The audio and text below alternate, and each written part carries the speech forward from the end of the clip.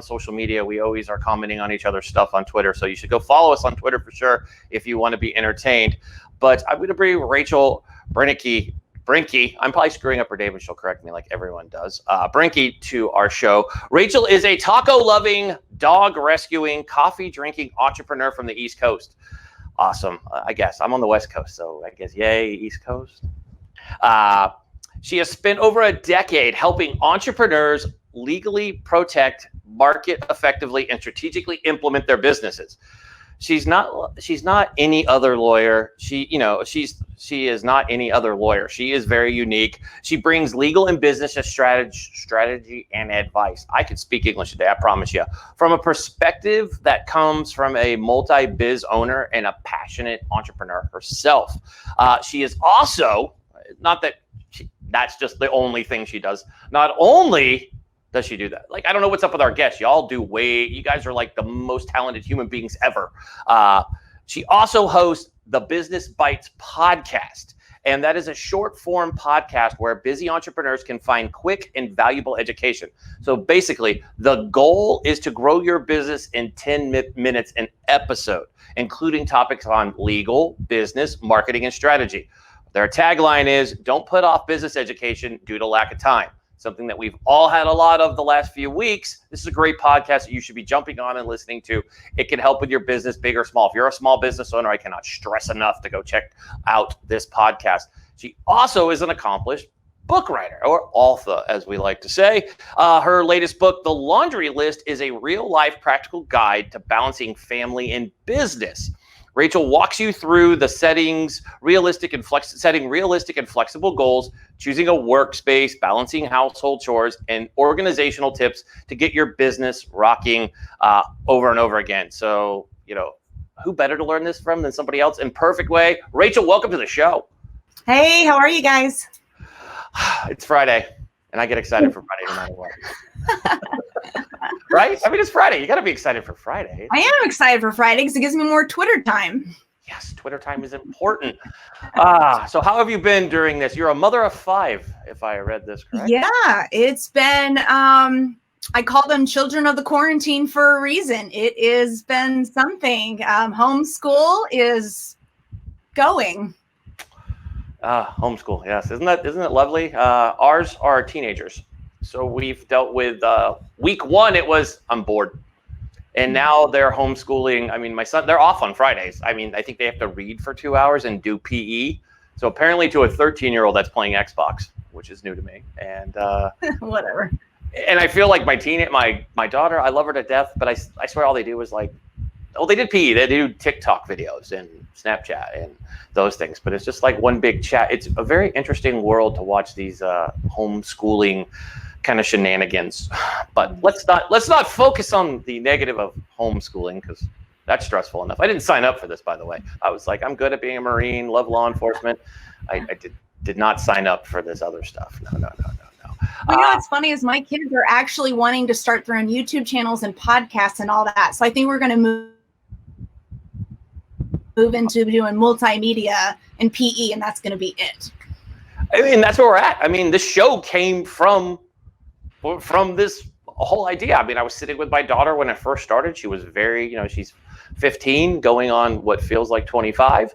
And she was like, Dad, the news is so depressing. She even saw it kind of beating me down, saw me having to go like put myself in a timeout from just ultra bad, news. And it's, it's just something that we just can't do. But let's talk about small business loans.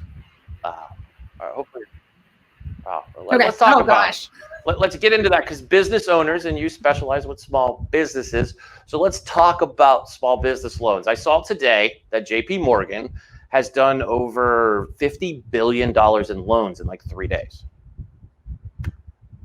But I wonder how many of those are going to big businesses. I mean, and what's your thoughts on all these big businesses primarily these small loans? Well, I mean, I could sit and rant for that for hours, because I think the fact that the small business definition is 5 employees or less.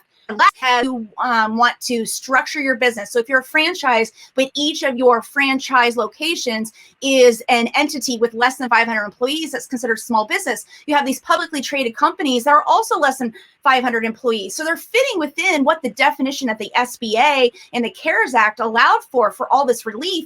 But I don't really truly believe that that's small business. Small business is the mom and pop shops. It's the moms who are at home watching kids trying to work their online businesses. Like I've been running my law firm out of my office for the last few weeks. It is the restaurant down the street owned by the couple who they're just trying to put food on their own table. And so, and that's how we connected, is just, I am so beside myself in the way that these companies like Ruth's Chris, Shake Shack, and all of them, they played the system, and I don't completely begrudge them, because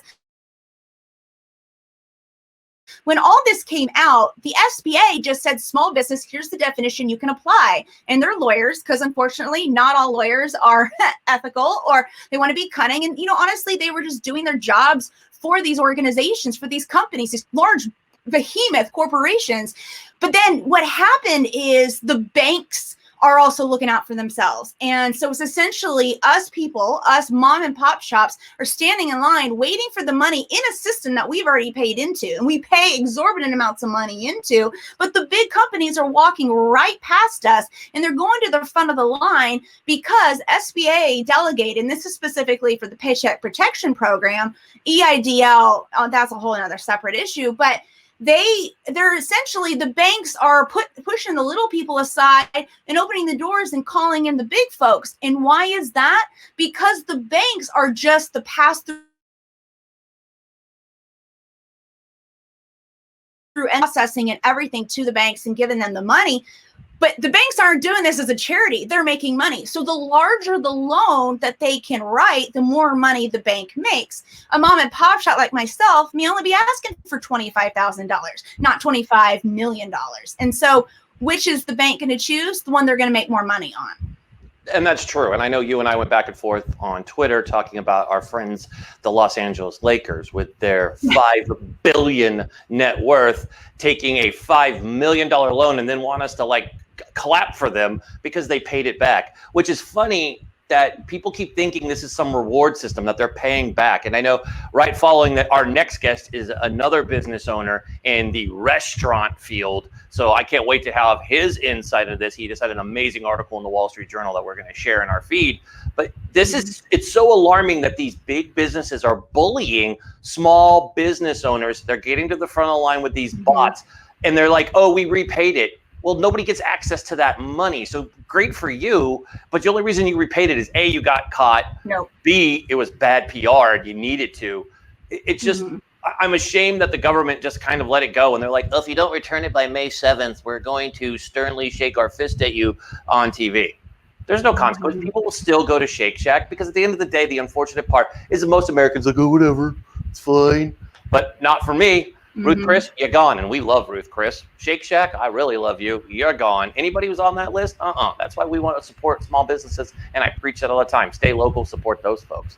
So anyway, sorry to go on that rant, but I mean, before you go, kind of, how do you feel about somebody like the Lakers? Yes, we're under 300 employees, but we're worth $6 billion. I mean, what's your thoughts on that?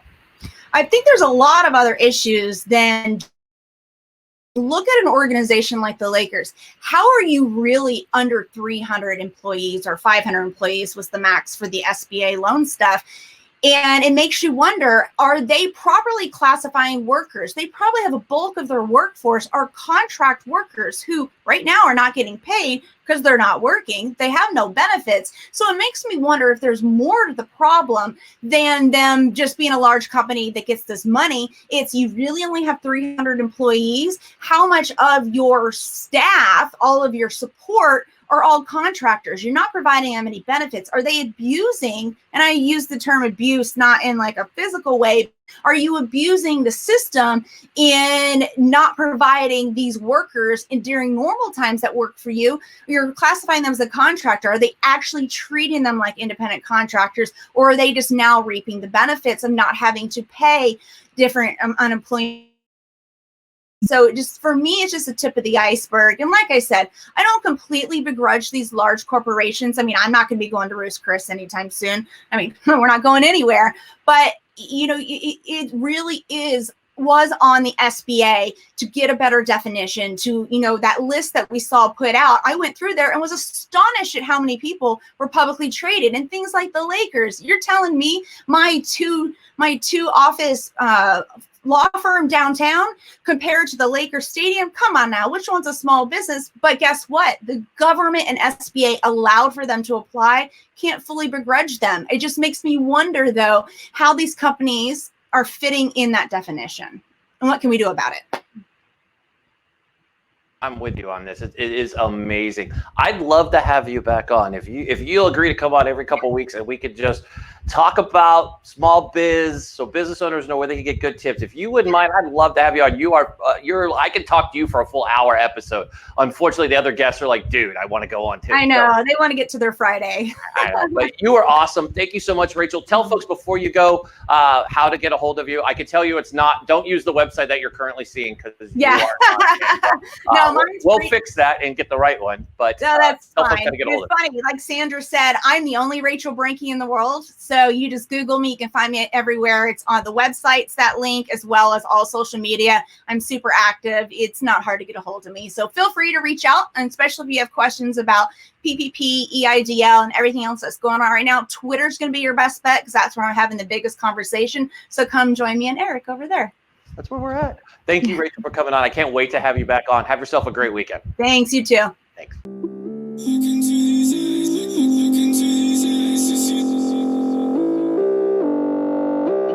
This is